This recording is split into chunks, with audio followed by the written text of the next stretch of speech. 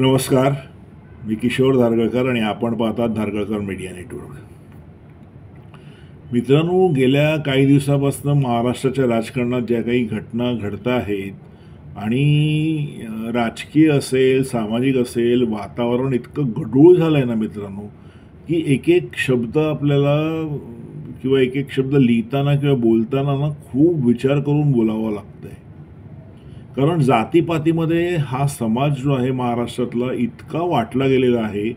हे तुम्ही जर सोशल मीडियावरती असाल ना तर तुम्हाला निश्चित जाणवेल की नको वाटतं की काय म्हणजे आपण एका धर्माचे समर्थक आहोत किंवा आपल्याला आपल्या धर्माविषयी आदर आहे, अभिमान आहे. असं असताना आपल्या जातीपातीवरून आपण किती बोलायचं, किती द्वेष करायचा. आणि मला वाटतं आता हा द्वेष पराकोटीला गेलेला आहे. विशेषतः धनंजय मुंडे यांचा जो राजीनामा झाला आणि त्याच्या आधी ज्या काही घटना घडल्या, वाल्मिक कराड असेल, आणि हे प्रकरण मी परत तुम्हाला काही सांगत नाही, तुम्हाला सगळं माहिती आहे की काय प्रकरण आहे. पण प्रश्न असा लोक विचारत आहेत की गेल्या 3 महिन्यापासून हे सगळं प्रकरण चाललेलं आहे. आता चार्जशीट दाखल झालेली आहे आणि लोकांचं असं म्हणणं आहे की हे सगळं माहिती असणारच ना मुख्यमंत्र्यांना असेल, उपमुख्यमंत्री अजितदादा असेल, ज्या पक्षाचे मुंडे मंत्री होते, ज्या पक्षातनं कॅबिनेट मंत्री होते, त्यांना माहिती होतं. जे काही फोटो आणि जे काही इतर गोष्टी समोर आलेल्या आहेत मीडियामध्ये किंवा सोशल मीडियामध्ये ते भयंकर आहेत. क्रूर पद्धतीने एखाद्याची हत्या करण्यात आलेली आहे आणि लोक रिॲक्ट होत आहेत. पण हे रिॲक्ट होत असताना प्रत्येकजण आपापली आणि दुसऱ्याची जात काढतो आहे. हे वाईट आहे मित्रांनो. एखाद्या व्यक्तीचा राजीनामा जर घेतला गेला असेल कायद्यानुसार तर तो माणूस त्या गोष्टीशी संबंधित होता की नाही, किंवा त्याच्यावरती एक नैतिकतेचा दबाव होता की नाही ह्याचा विचार न करता त्याची जात काय आहे, त्याची जातपात काय आहे, ह्याच्यावरती आपण आता किती चर्चा करणार आहोत. कारण मला असं वाटतं की धनंजय मुंडे यांचा राजीनामा ही फार मोठी घटना आहे मित्रांनो. महाराष्ट्राच्या राजकारणामध्ये अलीकडच्या काळातली फार मोठी घटना आहे. याचे दूरगामी परिणाम होणार आहेत. पण असं होत असताना जर लोकांना असं वाटत असेल की गेले 3 महिने मग हा घोळ का घालण्यात आला, आधीच राजीनामा घ्यायला हवा होता ना त्यांचा, म्हणजे प्रश्न मिटला असता. मग 3 महिने लोक नुसते झुंजतायत आपसामध्ये, आरोप प्रत्यारोप होत आहेत जातीपातीवरून एक दुसऱ्याच्या. ह्याच्यानी काय आपण मिळवणार आहोत. आणि आज जर तुम्ही बघाल तर लोकांचं 1-2 गोष्टींवरती एकमत झालेलं आहे. विशेषतः सत्ताधारी पक्ष आणि त्यांचे समर्थक असं म्हणत आहेत की एकनाथ शिंदेंबरोबर तुमचं व्यवस्थित चाललेलं ना, मग फक्त शरद पवारांना खिजवायचं म्हणून तुम्ही अजितदादांना का बरोबर घेतलं, त्याचे परिणाम तुम्ही आज भोगतात, असं भाजपचे समर्थकच म्हणत आहेत. आणि हे आता नाही, अनेक प्रकरणामध्ये म्हणतायत की तुम्ही अजितदादांना बरोबर नाही घ्यायला पाहिजे होतं. आता काय मजबुरी आहे किंवा काय आहे भाजपची हे काय आपण सांगू शकत नाही. पण ही सार्वत्रिक भावना आहे त्यांच्या पक्षाच्या समर्थकांची की बाबा तुम्ही दादांबरोबर नाही जायला पाहिजे होतं. बाहेरनं पाठिंबा दिला असता वगैरे वगैरे ठीक आहे. पण आता काय होतं आहे की दादांच्या पक्षांमधले जी काही अशा प्रकारची मंडळी आहे ज्यांची प्रकरणं बाहेर येत आहेत, त्याचं सगळं जे वाईट बाजू आहे ती कोणाला भोगावी लागते किंवा त्याचे वाईट परिणाम कोणाला भोगावे लागतात, तर ते भाजपला. आणि सडकून लोक फडणवीस यांच्यावरती टीका करतायत. आणि ही टीका होते की फडणवीस हे अत्यंत यशस्वी मुख्यमंत्री असतील पण अत्यंत निष्क्रिय गृहमंत्री आहे, असा एक सूर आहे माध्यमांमध्ये. आणि जर हे आता वाल्मिक कराड प्रकरण असेल, पण त्याच्याबरोबरच लोक विचारत आहेत की अनंत करमुसे असेल, पालघर साधू हत्याकांड असेल, दिशा शालियन प्रकरण असेल, राजपूत प्रकरण आहे, ही सगळी प्रकरणं कुठे गेली, थंड्या बस्त्यात का पडली आहेत, हे प्रश्न विचारतायत ना.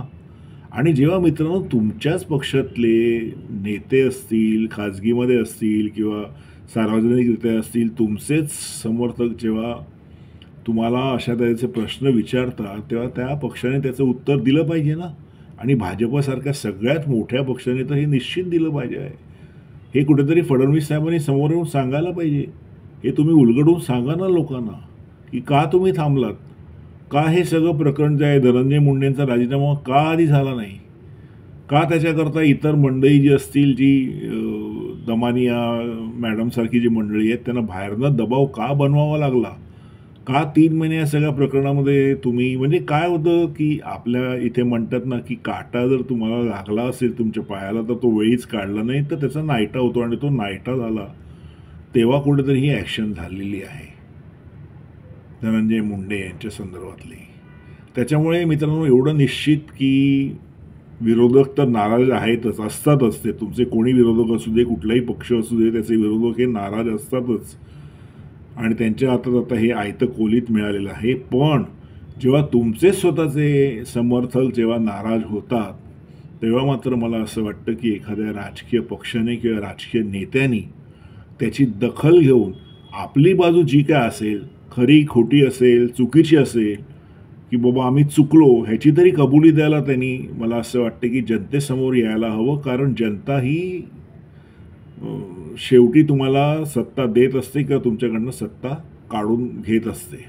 तर कुठेतरी मला असं वाटतं मित्रांनो, की या सगळ्या प्रकरणामध्ये मी शिंदेंचा तर तसा फारसा ह्या संदर्भामध्ये काही नाव घेण्यासारखं नाही आहे. पण अजितदादाच्या संदर्भामध्ये आपण निश्चित म्हणू शकतो, की त्यांनी हा राजीनामा घ्यायला उशीर केला आणि मुख्यमंत्री म्हणून देवेंद्र फडणवीस यांचीही जबाबदारी होती, की वेळीच जर राजीनामा झाला असता तर आज जे आरोप प्रत्यारोप लोक एक दुसऱ्यांवरती करतायत, एक दुसऱ्यांची जात काढतायत, अतिशय गढूळ वातावरण झालं आहे, ते मला वाटते झालं नसतं जर हा काटा वेळीच काढला असता तर.